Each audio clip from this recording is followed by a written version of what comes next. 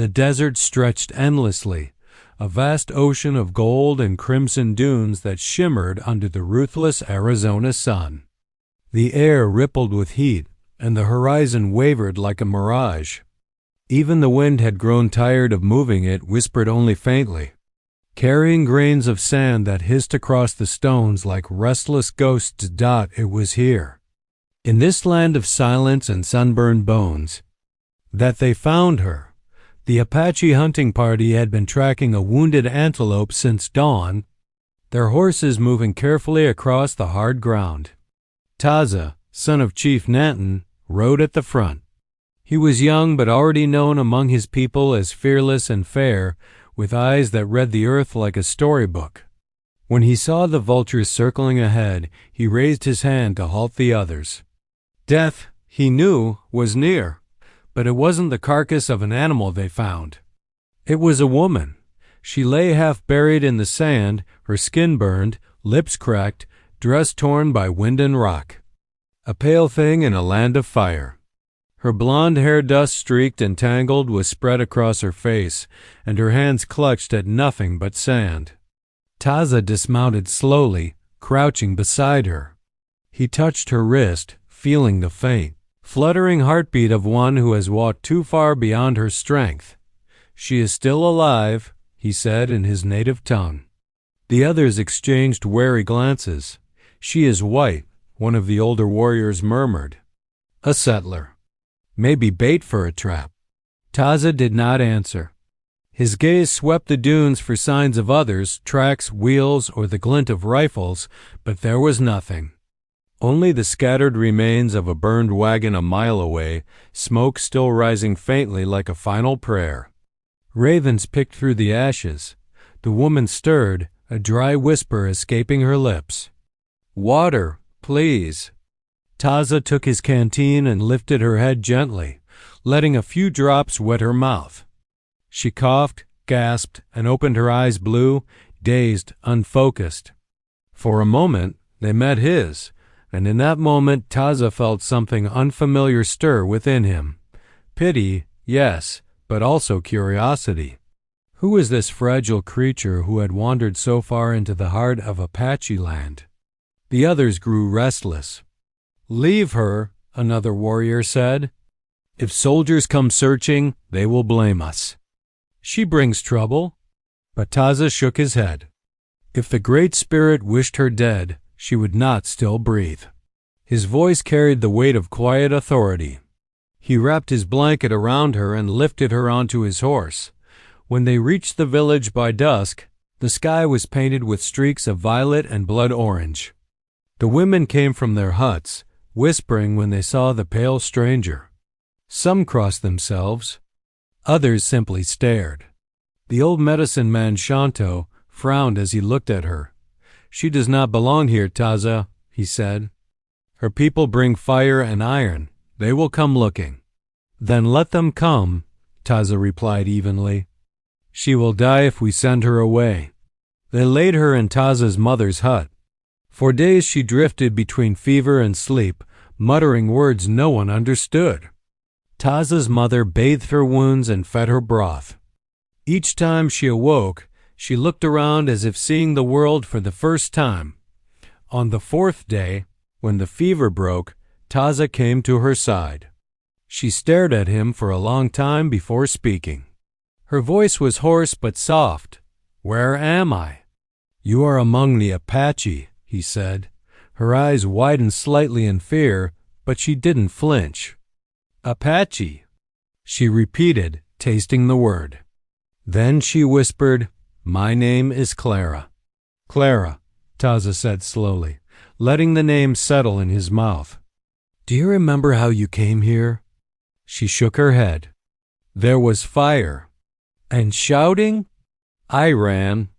Then, her brow furrowed, pain flashing across her face. "I don't remember." Taza studied her a moment longer. It was clear she was telling the truth, or at least believed she was.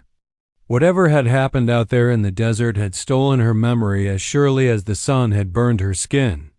He rose to leave, but before he did, she caught his hand weakly. "Thank you," she murmured, "for saving me." Taza inclined his head but said nothing. Outside, the stars were rising, cold and clear. He looked toward the dark horizon, where somewhere the white man's fort stood, full of fear and hatred for his kind. Bringing her here had already set a storm in motion. He could feel it in his bones. Yet when he thought of her eyes opening beneath the sun, of that fragile spark of life refusing to die, he knew he could not have done otherwise. And thus, in a single act of mercy, the fate of two worlds quietly began to intertwine. The sun had not yet risen when Taza left his hut.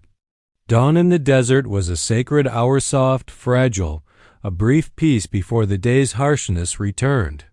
He carried a wooden bowl of broth in his hands, steam curling into the cool air. Inside his mother's hut, the woman they now called Clara lay awake. Her blue eyes were open, their color striking against the earthen walls. She looked more alive than when they had found her, though still pale, like a blossom struggling to open after a storm. "You should eat," Taza said, setting the bowl beside her. "It will give you strength." She tried to sit, wincing as she did. "You've done too much already," she murmured. "You should have left me there." Taza shook his head. "No one is left to die in the desert, not even an enemy." She looked up at him then, startled. "Do you see me as your enemy?" His dark eyes studied her for a moment. "I do not know who you are," he said simply, "but the Great Spirit sent you across our path. That means something." Clara looked away, her throat tightening. She wished she could remember. Every time she reached for the memory of fire and gunshots, her mind recoiled as if from a blade. All she knew was that her hands were scraped and raw, her dress torn, and her heart heavy with a fear she could not name. Days turned into weeks. As her strength returned, Clara began to move about the village, always under watchful eyes. The Apache women taught her simple tasks, grinding corn, weaving baskets, fetching water from the river. She worked silently, grateful but uneasy. She could feel the suspicion that clung to her like shadow. Children whispered as she passed.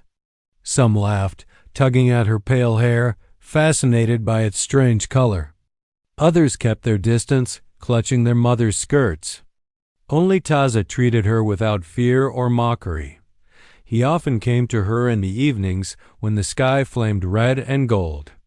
They would sit near the edge of the camp, watching the sun sink behind the distant mesas. At first, their conversations were awkward, halting through broken words and gestures. But Taza was patient. He taught her Apache words one by one, smiling at her clumsy attempts.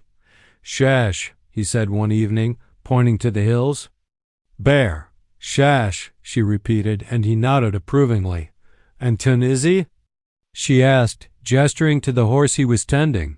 He grinned slightly. "Goat." She frowned in confusion, and he laughed softly, a sound so rare among his people that even the nearby children turned to look. It was the first time Clara realized that Taza, who seemed carved from stone, could smile at all. That night, as the fires burned low, Taza's mother spoke to him privately. "You spend much time with her, my son," she said gently. "She is not one of us. Her world is different, and her people bring sorrow wherever they go." Taza was silent for a long moment. "She is not like the soldiers," he said. "She carries no hate, only loss." His mother sighed. "Loss can turn to hate if left untended. Be careful, Taza." But the next day, when he saw Clara kneeling by the river, trying to catch water in a clay bowl that kept slipping from her hands, he could not help but laugh again. He went to her, knelt beside her, and steadied the bowl with his hand. "Hold it like this," he said, showing her. Their fingers brushed. She looked up at him, surprised by his nearness, by the calm strength in his voice. "I'm trying to learn," she said, half apologetically. "But your ways are so different." "Our ways teach patience," he replied. "The desert gives nothing to those who rush." Their eyes met. For a heartbeat, the noise of the river and the distant hum of camp life faded away. She felt something stir within her chest, something fragile, dangerous, and alive. From that day forward, a quiet understanding grew between them. He taught her the ways of his people, how to read the wind, how to follow animal tracks, how to find water in dry places. She, in turn, told him what little she remembered: flashes of green fields, the scent of rain, the cry of a man's voice in the night. But when he asked who that man was, her face would go still and she would whisper, "I don't know." And though Taza said nothing, he saw in her eyes the shadow of something hidden, something deeper than mere memory. Yet, against all reason, he found himself drawn to her, not just out of pity, but out of admiration for her courage, her will to survive, her quiet grace. The tribe still murmured that she would bring misfortune. But when the drought came and fear crept into every hut, it was Clara who dared to walk into the canyon alone, guided by a dream she could not explain. And there, where no one had found water in years, she found a spring. From that moment, the whispers changed. And for the first time, the people began to wonder if perhaps the pale stranger had not been a curse at all, but a gift sent by the spirits themselves. The spring Clara had found saved the tribe. For weeks, the land had been dying wells turned to dust, and even the river shrank to a thin ribbon of despair. Then one morning, she came stumbling out of the canyon with her hands covered in wet clay and her eyes alight with wonder. Behind her, Taza and the others found a trickle of crystal water bubbling from beneath a fallen rock. By nightfall, the whole tribe had gathered there, singing old songs of gratitude to the spirits. From that day forward, the people looked at Clara differently. The suspicion faded slowly, cautiously, but it faded. They began calling her Donna, meaning she who brings water. And Taza, though he said little, felt his heart swell with something fierce and dangerous whenever he heard her name spoken that way. As the seasons shifted, Clara grew strong again. Her skin browned beneath the desert sun, and her hands, once soft and trembling, grew calloused from work. She laughed more easily now when the children teased her when she failed at weaving, when the young warriors mocked her clumsy Apache speech. And always. Taza was near. At first, he told himself it was duty, that he was simply ensuring her safety, guiding her through their ways. But when he saw her one evening standing at the edge of the canyon, her hair whipped by the wind, singing softly in a language he didn't understand, he knew the truth. He was no longer her protector. He was her prisoner. That night, around the fire, he listened to the stories of the elders. Clara sat nearby, her face lit by the flickering glow. She had learned to braid her hair like the Apache women now, though the golden color still gleamed like firelight itself. Taza's mother, seated across from them, watched the two with quiet eyes.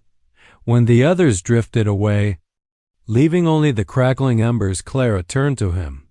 "Taza," she said softly, "what do your people say about dreams?" He tilted his head. "Dreams are the voice of the spirit world." "Why?" she hesitated. "I've had the same dream many nights. I see a house white with a porch. I hear music, laughter. Then the sky burns red and a man shouts my name. I try to run, but my feet won't move." Her voice broke, and she pressed a trembling hand to her chest. "When I wake, my heart feels heavy, as if I've left someone behind." Taza reached out, his hand hovering between them. "Dreams speak of things buried," he said gently.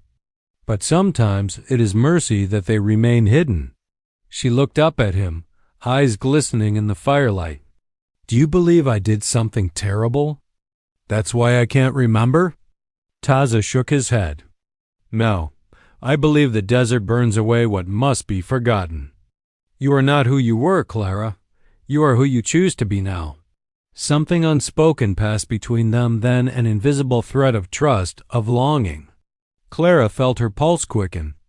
In this land of endless sky and silence, she had found the one voice that calmed the storm inside her. For weeks after that night, the bond between them deepened. They worked side by side in the fields, their laughter carrying on the dry wind. When the hunters returned with game, Clara joined in the feast, dancing clumsily but joyfully around the fire. Taza watched her from the shadows, his heart warring with itself. To love a white woman was to invite chaos. His people still bore scars from soldiers' bullets and broken treaties. Yet when he saw her smile, he forgot the weight of history. One evening, as twilight bled into violet, Taza found her at the spring she had discovered months ago. She was washing her hands in the cool water, humming that same unfamiliar tune. "Clara," he said, his voice low, carried on the breeze. She turned, startled but not afraid.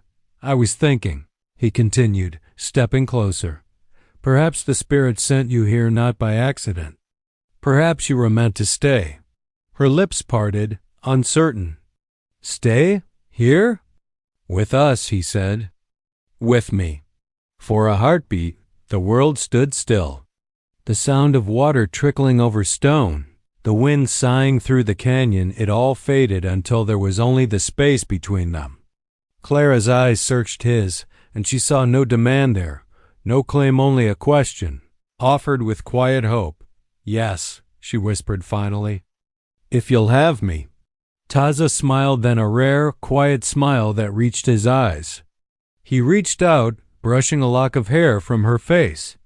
"Then the spirits have spoken." The following weeks were filled with preparations.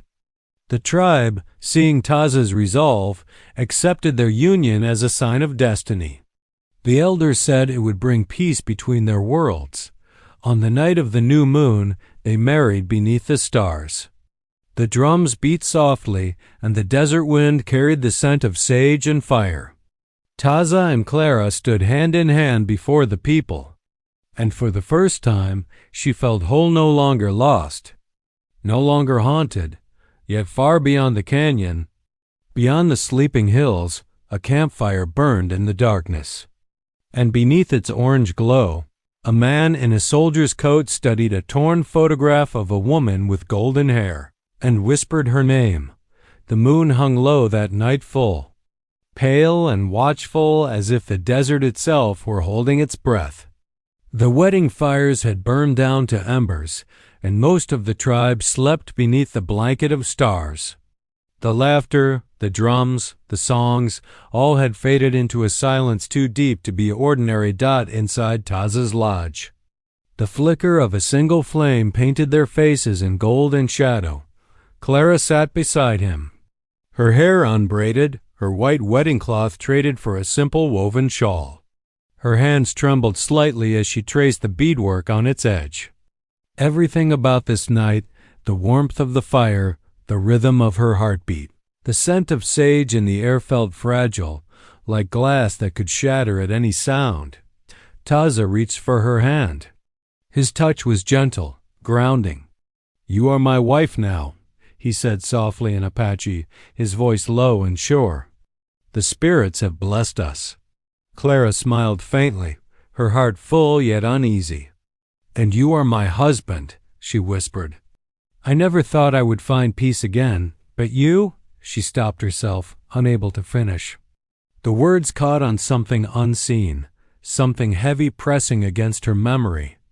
He brushed his thumb across her cheek. "No ghost tonight," he said. "Only you and me." She wanted to believe him. She wanted to let the past go to be Donna, the woman who brought water, not Clara, the stranger who had wandered out of smoke and death. But that night, the past refused to stay buried. When she finally drifted into sleep, it came not as peace but as a storm. In her dream, she was standing in a parlor filled with music, violins, laughter, and the scent of roses. A man in a crisp blue uniform stood before her, his smile polished and sharp. "You'll make a fine officer's wife," he said, fastening a golden pin at her throat. She tried to speak, but her mouth would not move. Then the scene shattered smoke, gunfire, the acrid scent of burning wood. Screams tore through the air. A hand yanked her backward, and the same man's voice roared, "Run, Clara, run!" Her eyes flew open with a gasp. She sat up, drenched in sweat, her heart hammering. The fire had burned low, casting deep shadows across the lodge. Taza stirred beside her, instantly alert. "What is it?" he asked, his voice sharp with concern. Clara pressed her palms to her face. "A dream. Just a dream." But her hands were shaking, her breathing uneven. "There was a man, he said my name, Clara. He called me his wife." Taza frowned, sitting upright. "Who is this man?" "I don't know," she said quickly, though her voice trembled. "I can't remember his face. Only his voice. It felt so real, Taza, as if I've heard it before." He studied her in the dim light, his jaw tightening. "You said the name once before, when the fever took you," he murmured. "Briggs." Clara froze. The name struck her like a lash. "Briggs," she repeated slowly, the syllable scraping her throat. "Aye, yes. That was his name. Colonel Briggs." Taza's expression darkened. "A soldier." She looked at him helplessly. "I don't know who he was to me." Taza stood, pacing the small space, his hands balled into fists. "The army brings death to my people. If he is a soldier, then you—" He stopped himself, the words too cruel to finish. Clara's eyes filled with tears. "You think I'm one of them?" "I think," he said tightly, turning toward her, "that the past follows even those who have forgotten it. Tell me, Clara, were you his spy? His wife? His prisoner?" "I don't know," she cried. "Please, Taza, I don't know. I only remember fire and fear. I remember running. The silence that followed was unbearable. The flame between them sputtered and died, leaving only moonlight and the sound of her ragged breathing. At last, Taza sank to his knees before her. "If this man comes for you," he said quietly, "he will bring soldiers. They will destroy everything here." Clara nodded, tears streaming down her cheeks. "Then I'll go," she whispered. "I'll leave before they find me." He caught her hands in his. "No," he said firmly. "You are my wife now. If danger comes, it comes for both of us." She looked at him through her tears. "You would fight for me even if my past destroys you?" He met her gaze, his voice steady. "I would fight for you even if it destroys the world." They sat together until dawn, the first light touching the desert like a prayer. Neither spoke again of dreams or soldiers. But when Taza stepped outside and looked toward the east, he saw smoke rising on the horizon, thin gray, and distant. It was not from any Apache fire. Something or someone was coming. The morning was deceptively calm. The desert lay quiet under a washed sky, and the first light of dawn glinted off the mesas like steel. Birds called faintly in the distance, and the wind stirred only in gentle whispers. Then came the sound that shattered it all, the rhythmic pounding of hooves. Taza stood at the edge of the village, his eyes narrowing. Dust rose on the horizon, a cloud that moved too fast, too coordinated to be wildlife. Clara, standing beside him, gasped as the riders emerged, uniformed men on black horses, their guns glinting in the sun. At the front rode a tall, commanding figure, his posture rigid and eyes cold as flint. Colonel Briggs. Clara froze. Her stomach lurched. Memories she had long buried surged suddenly like a river breaking a dam. The burning wagon. The screams. His face, once blurred by trauma, now crystal clear. The past had arrived on horseback, and it was coming for her. "Clara." Briggs's voice rang across the plains, sharp and cutting. "I have been looking for you. Come back with me." The tribe tensed. Children clung to their mothers. Warriors gripped their weapons, their eyes flicking between Taza and the approaching men. Taza stepped forward, placing himself between the riders and the village. "She is under my protection," he said firmly in Apache. Then he spat toward the ground in defiance. "No soldier may take her from here." Briggs's lips curled into a thin, humorless smile. "Protection from me? You have no authority here, boy. She is my wife. By law, she belongs to me." Clara's hands trembled as she reached for Taza's arm. "No," she whispered, her voice barely audible. "I am not his. I never was." Briggs dismounted with a controlled fury, eyes blazing as he surveyed the village. "Do not lie to me, Clara. I know you remember. You cannot escape your vows." The words struck her like knives. Memories flashed, unbidden. The days she had been forced into the marriage, the threats, the endless suffocating control. She had run, lost, and been found by the Apaches, but his claims tried to pull her back into a life she had fought desperately to leave. Taza's jaw tightened. He had fought men before, but soldiers with rifles were a different kind of danger. Yet he did not flinch. "She is no longer yours," he said, voice calm but carrying the weight of the desert itself. "You will not bring your war to this place." Briggs laughed, bitter and cruel. "The law is on my side. And you," he said, pointing a finger at Taza, "will answer for defying me." Clara stepped forward, her hands raised. "Enough!" she shouted. "I am not yours, Briggs. I belong to no one but myself. And I will not go back." The soldiers froze for a moment, surprised by her defiance. Briggs's expression darkened, a storm behind his eyes. "Do you understand what you are doing, Clara?" he said, almost whispering. "You are committing treason against the law. You will be punished." The Apache warriors moved closer, forming a protective line. Taza signaled silently, ready to defend the woman he loved. Spears, bows, and tomahawks gleamed in the early light. The tension was thick enough to choke on. Every heartbeat echoed like a drum in the desert. Clara's chest heaved. Her voice wavered, but there was steel behind it. "I have already been punished for your choices, Briggs. I am free now. If you want me, you must take me from me by force. But know this, I will not be your prisoner again." Briggs's hand twitched near his pistol. "You will regret this," he hissed. "You have no idea the power I command." Taza stepped forward. "I am no stranger to power," he said calmly. "Nor am I afraid of men who wield it unjustly. Leave now or face the consequences." For a tense heartbeat, neither side moved. Dust swirled in the air like a warning, and the desert held its breath. Then, slowly, Briggs's eyes narrowed. "This is not over," he said. Mounting his horse, he signaled to the others. They retreated not in defeat, but in preparation. Clara sank to her knees behind Taza, trembling. The danger had not passed. It had only grown sharper, like a knife poised over their heads. Yet, despite the fear, she felt a fierce gratitude toward the warrior beside her, the man who had claimed her. Freedom with nothing but courage and devotion. Taza placed a hand on her shoulder, firm and unwavering. "They will return," he said quietly. "But you are safe here. We will protect you.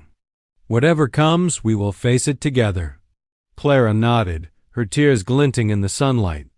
She had survived fire, running, and lost, but the battle for her life and for her heart had only just begun, and somewhere beyond the horizon, Colonel Briggs's rage burned as fiercely as the desert sun. The desert night was restless. Even with the soldiers gone, the air felt heavy with tension, the kind that pressed down on bones and hearts alike. Clara sat by the dying embers of the fire outside the village, hands wrapped around her knees, staring at the stars. Taza approached quietly, sitting beside her without speaking. His presence was steady, an anchor in a storm she could no longer name.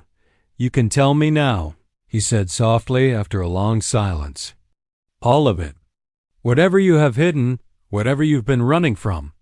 Clara swallowed hard. She had tried to bury the memories deep, letting the desert and the tribe's kindness overwrite the fear and pain. But Briggs's appearance had cracked the fragile walls she'd built.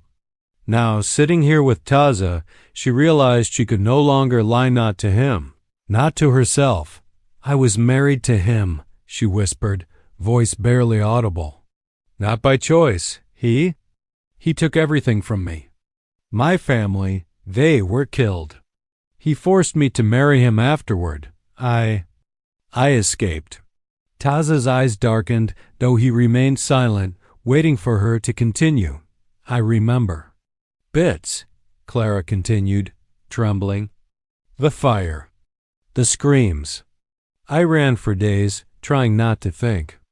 I came here, and my mind. It blocked everything else. I didn't even remember my own name at first. Her hands shook. I didn't want to be. I didn't want to be his anymore. And then I met you, and your people saved me. And for the first time, I felt like I could breathe. Taza listened intently, his jaw tight. Anger and sorrow flashed across his face, not toward her, but toward the world that had treated her so cruelly. You ran to survive, he said finally. Not to deceive us. Clara looked at him, tears glistening. I didn't know what to say at first. I was afraid you would hate me if you knew the truth. I didn't want to bring danger to you or your tribe. But now he's here. And I'm terrified, Taza. Terrified of what he might do, and terrified of losing you. Taza reached for her hand, squeezing it firmly. You are here. With us. And I am not afraid of him or anyone else. You will not face this alone. The desert night seemed to echo his words, the wind carrying them across the sleeping village. Clara's breath caught in her throat. For weeks she had lived in fear, haunted by shadows she barely remembered. But here, in the presence of Taza's unwavering strength, she felt the first flicker of hope since her flight, yet the reality of the situation was harsh. Briggs was a trained soldier, armed and filled with a dangerous determination. His claim over her, though unjust in her heart, had the weight of authority behind it. Taza knew this, and the villagers had already seen the danger in his eyes when he rode toward them. We must prepare, Taza said quietly. He will return. And when he does, we cannot rely on luck. We must rely on each other. Clara nodded, swallowing her fear. She had survived fire and blood, flight and memory loss. Perhaps, she thought, she could survive this too, if only she had Taza beside her. I am so sorry, she whispered. I never wanted to bring this to you. You did not, Taza replied firmly. The fault is not yours. The world is cruel, Clara, but here we will face it together. Whatever comes, you are not alone. For the first time in months, Clara allowed herself to lean against him.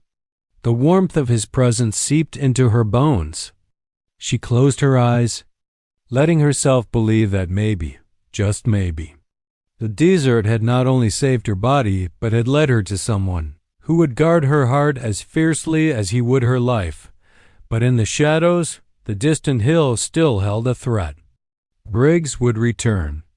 And when he did, Clara's freedom, Taza's honor, and the fragile peace of the village would all hang in the balance. For now, though they sat together, hands entwined, hearts beating in tandem, the desert stretched endlessly around them, silent yet alive, carrying with it the promise of both danger and protection. And in that moment, Clara realized something essential. The past may define her, but it would not control her. Not here. Not with Taza.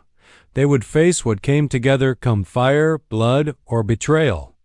And perhaps in that unity, they could finally find a path forward beyond fear and shadows towards something like hope. The desert night was thick with unease. Taza stood atop a low mesa, the wind tugging at his hair, carrying with it the faint scent of sage and smoke from the village below. He could see the faint glimmer of the embers where Clara slept inside the lodge. Unaware, or perhaps pretending not to be aware, of the war gathering beyond the horizon, he clenched his fists, weighing the impossible choices before him. Protecting Clara meant facing Briggs and his soldiers, but any confrontation risked the safety of the entire tribe. A single mistake could ignite a bloodbath. And yet, Taza could not bring himself to hand Clara over to the man who had terrorized her, enslaved her, and hunted her across the desert. The village itself was restless. The elders whispered of war and revenge, their eyes flicking to Taza as if seeking guidance, approval, or perhaps a hero. The warriors sharpened their blades, inspected their bows, and quietly prepared for a conflict none of them truly wished to fight. Taza's mind raced. In his culture, the protection of one's family and people was sacred. And yet, Clara was not his by blood. She was by choice, a bond formed not through tradition, but through trust, mercy, and shared survival. She had chosen him, and he had chosen her. But could love alone stand against the might of the army? He thought of her pale, trembling hands, of her blue eyes wide with fear, yet hardened with resolve. She was fragile, yes, but she was also brave, fierce, and clever. Every moment he spent with her had made him see that she was no ordinary woman, and yet the weight of responsibility pressed down upon him like the desert sun. Do not let your heart guide you blindly, Taza, Shanto, the medicine man, had said earlier. Love is a fire. It can warm you or it can burn everything you hold dear. You must decide which is more sacred, the life of one woman or the lives of many. Taza had not answered. He had only stared at the fire, the warning echoing in his mind. Now, with the horizon slowly glowing with the first light of dawn, the question no longer allowed delay. Briggs would return, and when he did, Taza would have to act or the consequences would be catastrophic. He thought of the village children, of the elders who had watched Clara with suspicion and now looked at her with tentative acceptance. Every life here mattered, and yet Taza could not abandon Clara, not after everything. Not when she had risked herself to save this tribe, when she had chosen this land and this people over the life she had once known. Taza finally made his decision. He would not hand her over, but he would fight not recklessly, not for pride or anger, but with strategy and care. If Briggs returned, he would meet him on terms that protected the tribe, the woman he loved, and the balance of the desert. He descended to the village, moving silently through the shadows. Clara was awake, sitting by the fire, her eyes following him. "You're restless," she said softly. "I am thinking," he replied, taking a seat beside her. "He will come back. And when he does, there is no room for hesitation. I must protect you, but I must also protect the people. I cannot do one without risking the other." Clara reached for his hand, intertwining her fingers with his. "We will face him together," she said firmly. "I am not afraid, not when you are here. You do not have to choose between me and them. We will find a way." Taza looked at her, admiration and sorrow mingling in his eyes. She was fearless, yet still human. Her words were brave, but he knew the reality could be far crueler. Yet the certainty in her voice gave him strength. Perhaps it was not just love that bound them, it was trust, loyalty, and the knowledge that neither would abandon the other. The sun rose higher, illuminating the desert and the village. Its warmth did little to calm the tension. In the distance, the faint glint of armor and weapons could be seen, Briggs and his soldiers advancing steadily, unaware of the resolve awaiting them. Taza took a deep breath, steadying himself. His decision was made. He would fight for Clara, fight for the village, fight for what was right. But he would do so with the weight of every life in the tribe on his shoulders. He turned to Clara, his voice low but unwavering. "Whatever comes, stay close. Trust me, and we will survive this. I will not let him take you, not now, not ever." Clara nodded, gripping his hand tighter. "I trust you," she said. "Always." As the first rifle shots echoed from the horizon, the desert seemed to hold its breath once more. Taza's heart pounded, but his resolve was unshakable. The battle was coming, and when it did, the warrior would be tested not just in skill or courage, but in love, loyalty, and the impossible weight of choosing between duty and the heart. And in that moment, Taza knew one thing: he would not fail her. The desert awoke in silence. Even the wind seemed to hold its breath, as if sensing the violence approaching. Taza stood atop the mesa, surveying the valley below. The soldiers were close now, their shadows stretching across the sand like jagged knives. Clara crouched beside him, her hand steady on her bow, eyes burning with resolve. Briggs rode at the front, his uniform crisp despite the dust, his face hard and unyielding.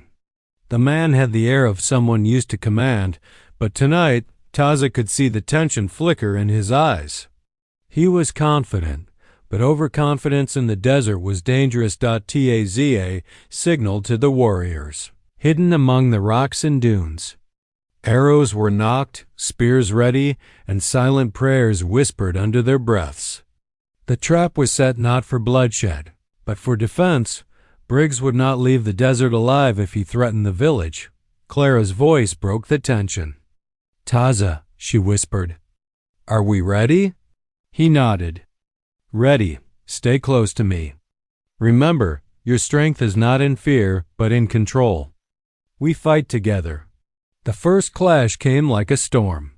Briggs's soldiers charged, rifles raised, but Taza's warriors struck from the shadows, arrows finding gaps between armor and shield. The sound of gunfire echoed off the canyon walls.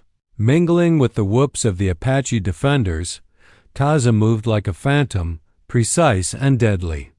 He intercepted Briggs in the chaos, their swords clashing with sparks against stone. Briggs's face twisted in fury. "You cannot protect her from me," he shouted. "I do not need to protect her from you," Taza said, his blade moving in perfect rhythm. "I need to protect her from the world you brought to her."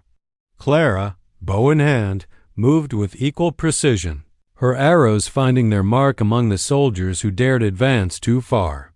Each shot was controlled, measured her aim not just for survival, but for justice. The battle raged, dust and blood mingling, cries of fear and rage echoing across the valley. But then, in a moment of hesitation, Briggs overreached, charging Taza recklessly. In a swift motion, Taza disarmed him, pushing him to the ground. For a brief second, time froze. Briggs lay beneath him, the sun glinting off his pistol now useless at his side. Taza's eyes met Clara's. She stood a few paces away, bow ready, watching. He could see the conflict mirrored in her gaze, the pain of the past, the fear and the desire for peace. Briggs gasped, clutching his wound from the earlier clash. "You don't understand. She is mine," he hissed. Clara stepped forward, her voice steady and resolute. "No, I am not yours. I never was. You took my family, tried to take my life, and made me a prisoner of your power. But I ran. I chose my life. And I choose him and this people now." Taza's grip on Briggs tightened, but he allowed Clara the final word. Briggs's face contorted with rage, then, in a moment of defeat, softened with bitter resignation. "I underestimated you," he whispered, almost to himself. "You were right to run." With a final glance, Briggs slumped, mortally wounded by the chaos of the fight. The remaining soldiers fled, broken and defeated, leaving the desert echoing with silence once more. Clara rushed to Taza's side, falling into his arms. "It's over," she said, tears streaming. He's gone. It's finally over. Taza held her tightly, feeling her tremble against him. The desert wind carried away the last whispers of battle, leaving only the quiet, vast expanse of sand and sky. The village emerged cautiously, witnessing the aftermath. No lives of the Apache had been lost, thanks to Taza's leadership and Clara's courage. The elders approached, their faces solemn yet approving. Even in the wake of violence, respect had been earned and peace restored as dawn broke fully. Bathing the desert in gold and fire, Taza and Clara stood together at the edge of the mesa. She leaned against him, her head resting on his shoulder, the weight of the past finally lifting. "Do you regret coming here?" Taza asked softly. Clara shook her head. "Never. I found life. I found love. And I found a home." Taza smiled, the first true smile in days. "Then the spirits have favored us." For the first time since her flight, Clara felt the desert not as a place of fear, but of belonging. She looked out over the horizon, where the dunes stretched endlessly, kissed by sunlight. The past brigs, fire, and memory was behind her. Ahead lay a life built from choice, courage, and love. Hand in hand, Taza and Clara descended into the village. The people greeted them not just as a warrior and a stranger, but as a couple united by trust, loyalty, and the trials they had endured. The desert had tested them. The past had haunted them, and the future had threatened them. But together, they had survived. And together, they would face whatever came next, hearts and hands entwined beneath the endless sky. As the sun rose fully, blazing over the mesas, Clara whispered to Taza, "We are free. At last, truly free." Taza pressed his lips to her forehead.